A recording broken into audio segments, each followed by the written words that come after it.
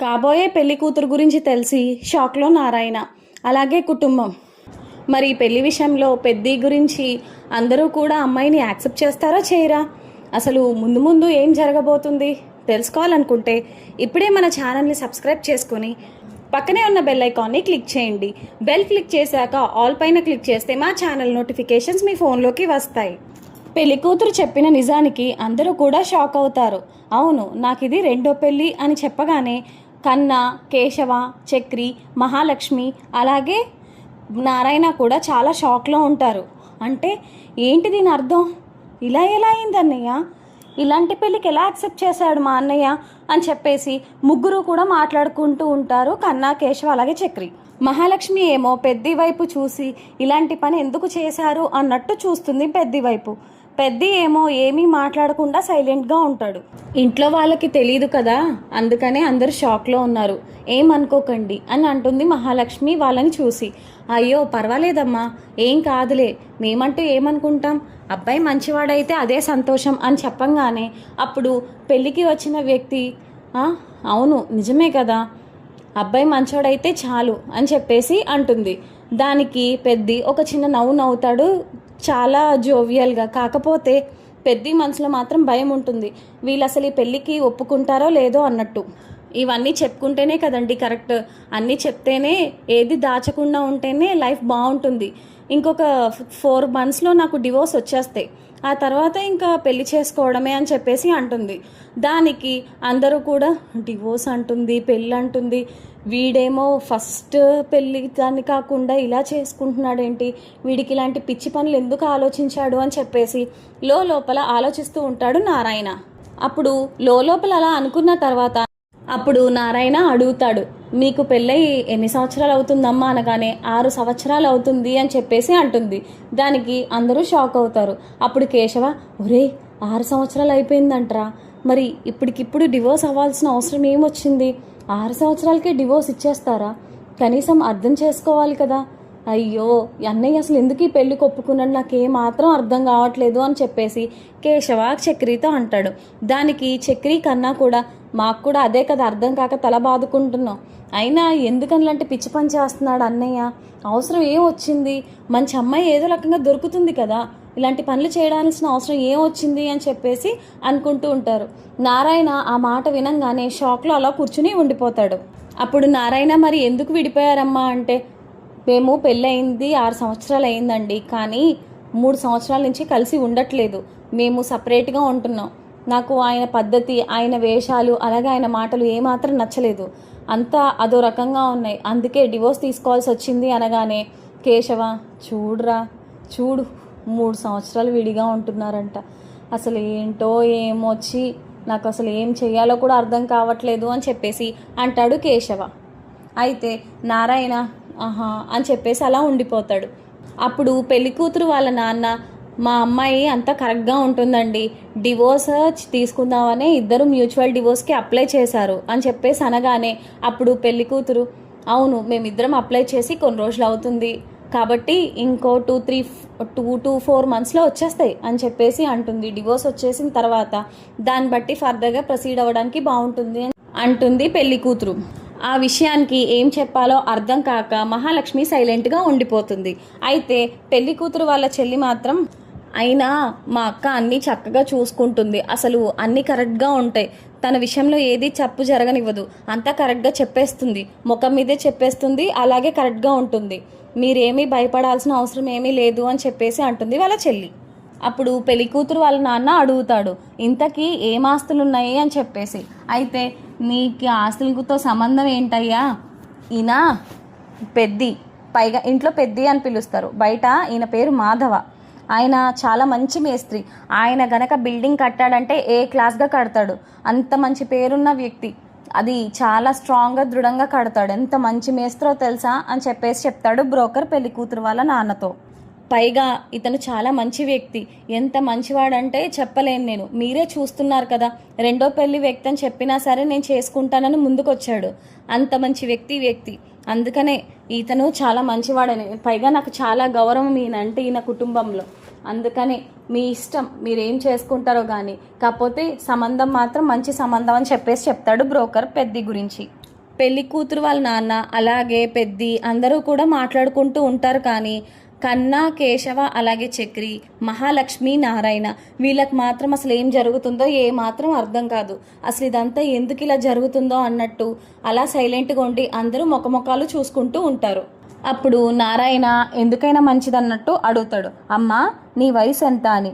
నాకు 35 సంవత్సరాలు అంకుల్ అని చెప్పేసి చెప్తుంది.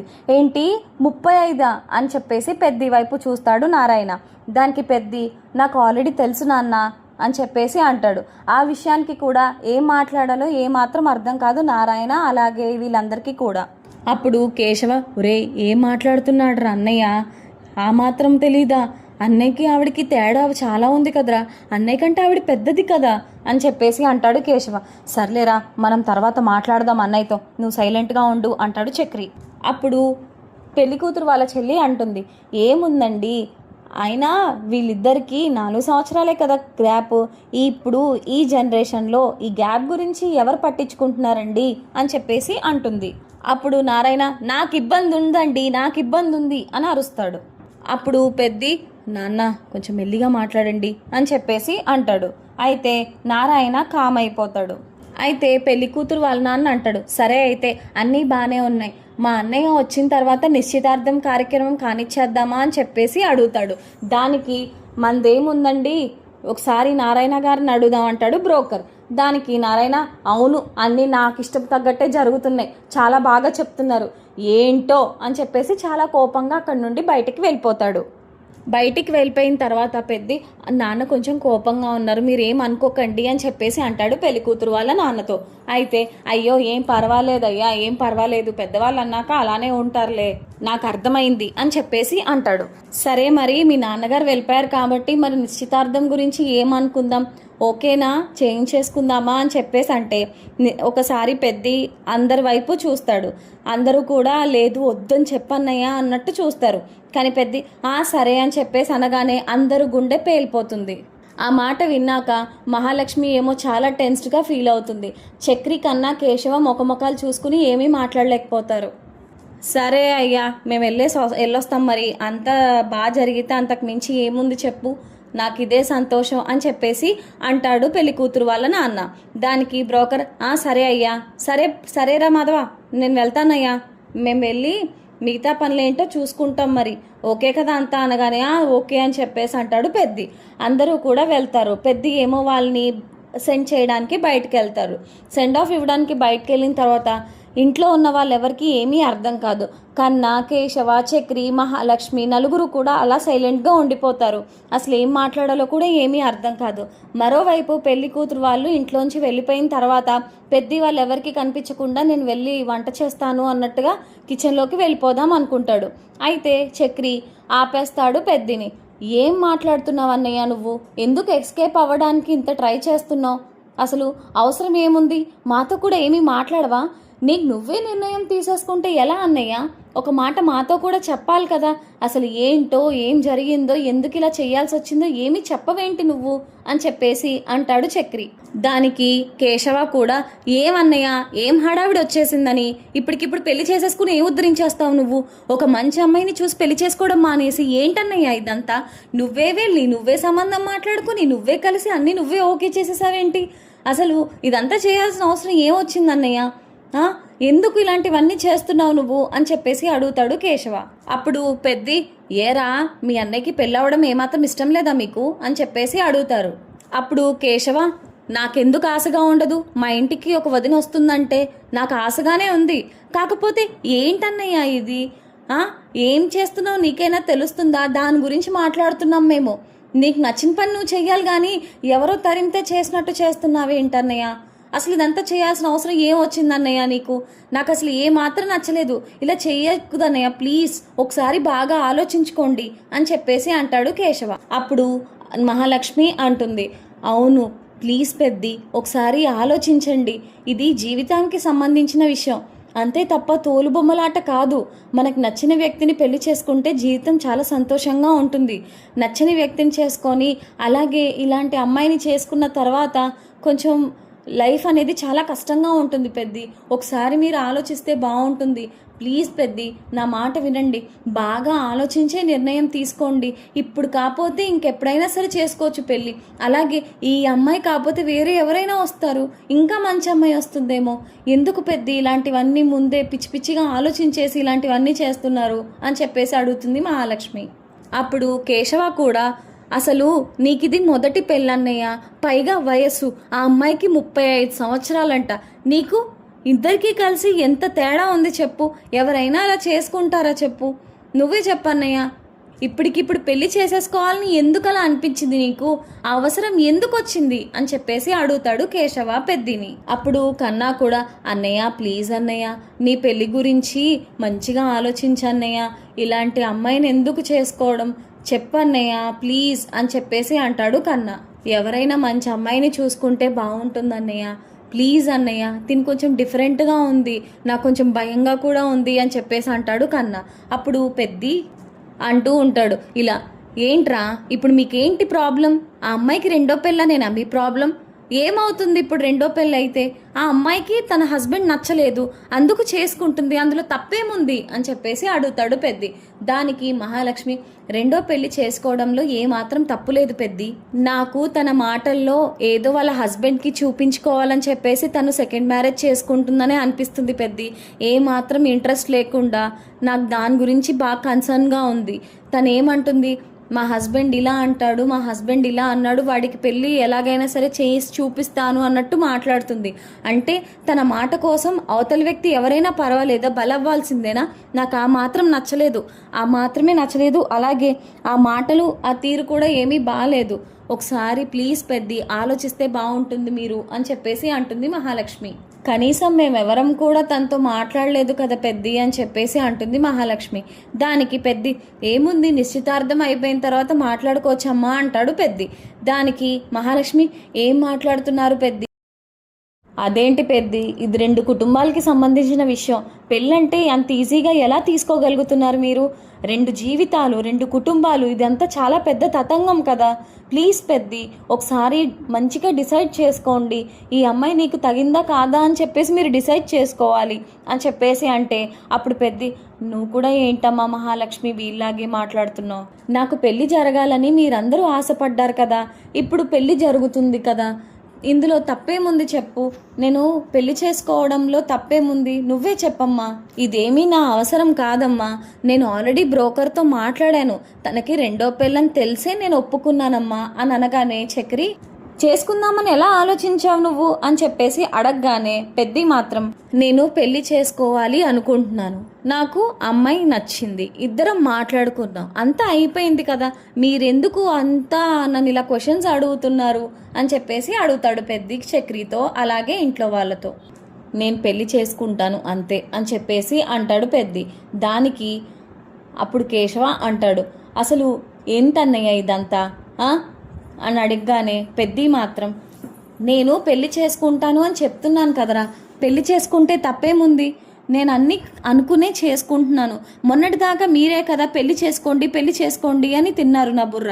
ఇప్పుడు నేనే పెళ్లి చేసుకుంటానంటే మీకేంట్రా బాధ? అసలు నాకేం అర్థం కావట్లేదు, మీకేమైంది అని చెప్పేసి అనగానే మహాలక్ష్మి, మీరు పెళ్లి చేసుకుంటే మాకు కల్లారా చూడాలనుంది పెద్ది, కానీ ఇలా కాదు, ఇంత హర్రిబర్రిగా అసలకే కాదు.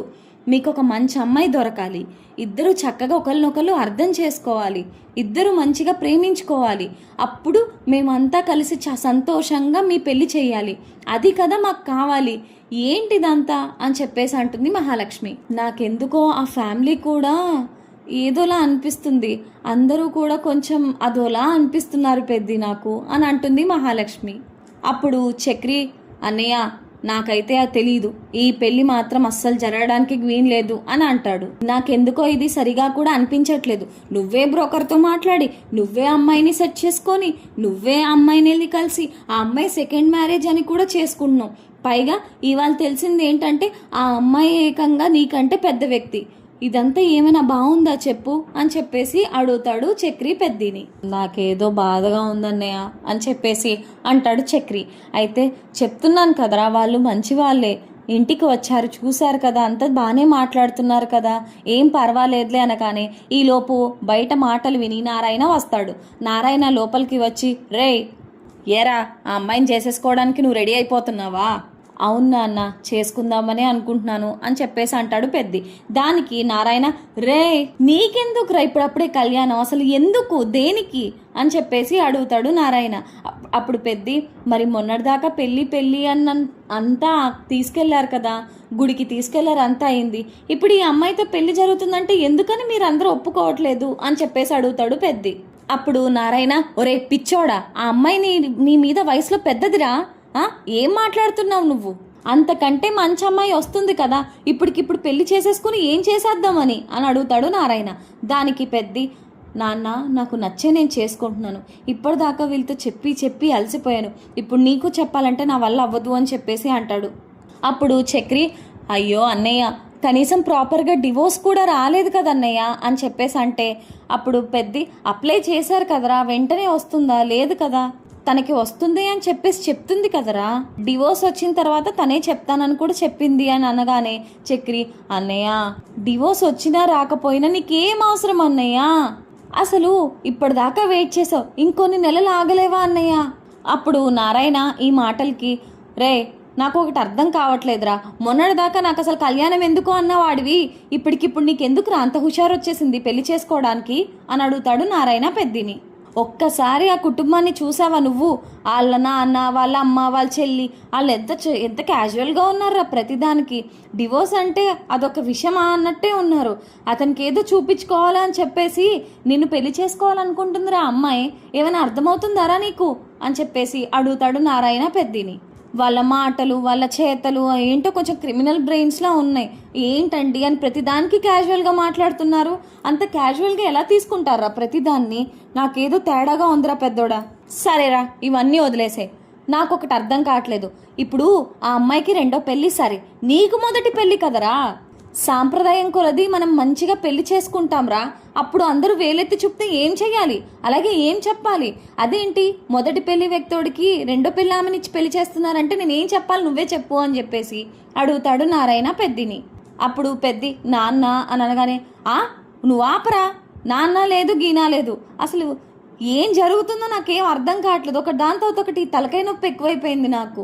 నువ్వు ఆ అమ్మాయి ఏమైనా ముందే ప్రేమించుకున్నారా, ప్రేమించుకున్న తర్వాత ఈ పెళ్ళిళ్ళు అయినాయా, లేదంటే ఏమైనా జరిగిందా, ఆ తర్వాత ఇలా జరిగిందా, చెప్పరా చెప్పు, ఇప్పుడు మళ్ళీ కనబడిందా పిల్ల, ఏంటి ఏం జరిగింది అని చెప్పేసి అడుగుతాడు నారాయణ పెద్దిని. దానికి పెద్ది, అయ్యో నాన్న అదంతా ఏమీ లేదు, ఆ బ్రోకర్ మాట్లాడుతుంటే నేను విని సర్లే పెళ్లి చేసుకుందాము మంచి అమ్మాయిలా ఉందని మాట్లాడితే తను మంచి అమ్మాయిలాగే కనిపించింది, అందుకనే ఇంకా పెళ్లి చేసుకుందాంలే అని చెప్పేసి డిసైడ్ అయ్యాను అని అంటాడు పెద్ది నారాయణతో. అలాగే నాన్న ప్లీజ్ నాన్న అమ్మాయికి కొంచెం గౌరవం ఇవ్వండి అంటే, నోర్ముయిరా, నేను ఆ పిల్లకి గౌరవం ఇస్తాను, సరే ముందు నీ గౌరవం సంగతి ఏంటో గుర్తు చేసుకో అని చెప్పేసి అడుగుతున్నాను, నేను అడిగినంత తప్పేముంది అని చెప్పేసి అరుస్తాడు నారాయణ పెద్ది మీద. ఇలాంటి మెంటల్ పనులు చేస్తే నాకు అసలు బుర్ర పంచేదిరే, చంపేస్తాను చెప్తున్నాను, ఏదో పిచ్చి నాటకాలు ఆడారంటే, ఏం పెళ్ళిలో ఏంటో నాకు అసలు అర్థమే కావట్లేదు, అవసరమా నీకు ఇలాంటి పెళ్ళి, అవసరమే లేదు కదా, నేనైతే రానుగాక రానురా, నాకైతే ఒళ్ళు మండిపోతుంది, యదవా అసలు ఏం పనులు చేస్తున్నాడో వీడికైనా మీరైనా చెప్పొచ్చు కదా, వెనకాలే తిరుగుతూ ఉంటారు కదా అన్నయ్య అన్నయ్య అంటూ, మీరైనా చెప్పొచ్చు కదా అనగానే, కేశవ అన్నయ్య మా మాట ఏమైనా వింటున్నాడా అని చెప్పేసి అంటాడు. వెండు మొండి యదవా, ఛీ ఒరే ఏం చేసుకుంటావో చేసుకోరా, నన్ను మాత్రం పెళ్ళికి పిలవకు, నాకు అసలు ఈ పెళ్ళే ఇష్టం లేదు, రేపొద్దున నేను అమ్మాయితో గట్ట మాట్లాడకపోతే నన్ను మాత్రం ఏమీ అనకు, ఛీ అని చెప్పేసి లోపల నుండి బయటకి వెళ్ళిపోతాడు. రే నాన్న మాటలు వదిలేయండిరా, మీకు చెప్తున్నాను వినండి, పనేం లేదా, శుభ్రంగా మీ పని మీరు చేసుకోండి, నేను ఈలోపు ప్రిపేర్ చేస్తాను సాయంత్రం తినడానికి ఏమైనా అని చెప్పేసి పెద్ది కిచెన్లోకి వెళ్ళిపోతాడు. అందరూ కూడా ఏం మాట్లాడాలో వాళ్ళ అన్నయ్యతో ఏమీ అర్థం కాదు, ఒకరు మొక్కలు చూసుకుంటూ ఉంటారు, మహాలక్ష్మి, చక్రి, కన్నా, కేశవ. అప్పుడు మహాలక్ష్మి అంటుంది, అసలు ఈ సంబంధం గురించి ఇంత కాన్ఫిడెన్స్కి ఎలా ఉన్నారు, ఆవిడ నిజంగానే మంచిదా, ఏం చేద్దాము, అసలు ఏం జరుగుతుందో చూద్దామా, ఏం చేద్దాం మీరే చెప్పండి అని చెప్పేసి వాళ్ళ ముగ్గురు తమ్ముళ్ళని అడుగుతుంది. అప్పుడు మహాలక్ష్మి కన్నా వైపు చూసి, రే కన్నా నీకేమైందిరా అని చెప్పేసి అడుగుతుంది. ఏమంటావు, ఇంతకీ ఓకేనా నీకు అని అడిగితే కన్నా అన్నయ్యకి ఓకే అయితే నాకు ఓకే వదినా అని చెప్పేసి అంటాడు. కిచెన్లో మహాలక్ష్మి పెద్దితో మాట్లాడుతుంది. అమ్మా ఏమైందమ్మా, ఏంటి, ఏం వెతుకుతున్నావు అని చెప్పేసి అడుగుతాడు పెద్ది మహాలక్ష్మిని. అప్పుడు మహాలక్ష్మి, ఏం లేదు పెద్ది, ఇక్కడ టీ పొట్లం కనిపించట్లేదు, దానికోసం వెతుకుతున్నాను అంటే, ఓ అదా, ఇదిగో అమ్మా ఇక్కడ ప్యాకెట్లో ఉందని చెప్పేసి ఇస్తాడు. సరే పెద్ది, మరి థ్యాంక్ యూ, ఏం కావాలి మీకు, కాఫీనా టీనా అని అడిగితే, ఈరోజు సరదాగా కాఫీ తాగాలని ఉందమ్మా, కాఫీ పెట్టుకుంటే బాగుంటుంది, ఉండు నేను పెడతాను అనగానే, ఉండు పెద్ది, నా చేత కాఫీ అలాగే టీ రెండు తాగుద్దు కానీ రెండు కూడా బాగా పెడతాను నేనంటే, లేదమ్మా నాకు కాఫీ సరిపోతుందిలే అంటే, సరే అయితే నేను కాఫీ మీకోసం పెడతాను, టీ చేసుకుంటాం అని చెప్పేసి అంటుంది. సరే అమ్మా అదే చెయ్యి అని చెప్పేసి అంటాడు పెద్ది. మిమ్మల్ని ఒక విషయం అడుగుతాను పెద్ది, ఏం అనుకోకండి నన్ను అని చెప్పేసి అంటుంది. ఏమ్మా పెళ్లి గురించేనా అని అడుగుతాడు పెద్ది. అవును పెద్ది, నిజం చెప్పండి, అన్నీ కరెక్ట్గా చూసుకున్నారా, మీకు ఈ పెళ్ళంతా ఇష్టమేనా, నిజంగా ఇష్టమేనా అని అడుగుతుంది. ఈ పెళ్లి గురించి నాకు ఏ మాత్రం ప్రాబ్లం లేదమ్మా, నాకు నచ్చిన దాని ప్రకారమే జరుగుతుంది, అంటే పెళ్లి చేసుకుంటే బాగుంటుంది కదా, మీకు కూడా నా మీద భారం తీరిపోతుంది, ప్రశాంతంగా కూడా ఉంటారు కదా, నా పెళ్లి కోసమే కదా ఈ తంటాలంతా అని చెప్పేసి అంటాడు పెద్ది. దానికి మహాలక్ష్మి, మాకేమాత్రం బాధ లేదు పెద్ది, కొన్ని నెలలు పర్వాలేదు, ఏం పర్వాలేదు, కొన్ని నెలలైనా సరే వెయిట్ చేస్తాము, మంచి అమ్మాయిని చూసుకోవచ్చు కదా పెద్ది అంటే, నువ్వు కూడా ఏంటమ్మా అని చెప్పేసి అంటాడు పెద్ది మహాలక్ష్మిని. అయితే ఏం చెయ్యాలి పెద్ది, నాకేం చెప్పాలో కూడా అర్థం కావట్లేదు, ఇంతకీ ఏం చేస్తే బాగుంటుంది, నిజంగా మీకు నచ్చిందా అని చెప్పేసి అడుగుతుంది మహాలక్ష్మి. నిజంగా అమ్మ అంతా బాగుంటుంది, తను మంచి అమ్మాయే, ఏం పర్వాలేదు, ఏజ్ గురించి ఆలోచించినా సరే నాకేం పెద్ద కారణాలు ఏమీ కనిపించట్లేదమ్మా, అంతా మంచి వ్యక్తులు అయినప్పుడు చేసేసుకోవడమే కదా నయం అని చెప్పేసి అంటాడు పెద్ది. ఆ మాటలకి మహాలక్ష్మి ఏమనబోతుంది, ముందు ముందు ఏం జరగబోతుంది, ఇంతకీ ఈ పెళ్లి జరుగుతుందా లేదా ఆగిపోతుందా, అసలు నారాయణ ఏం చేయబోతున్నాడు, అసలు ఇవన్నీ ఏం జరగబోతుందో తెలుసుకోవాలనుకుంటే సబ్స్క్రైబ్ చేసుకొని పక్కనే ఉన్న బెల్ ఐకాన్ని క్లిక్ చేయండి. బెల్ క్లిక్ చేశాక ఆల్ పైన క్లిక్ చేస్తే మా ఛానల్ నోటిఫికేషన్స్ మీ ఫోన్లోకి వస్తాయి. Thank you so much for watching.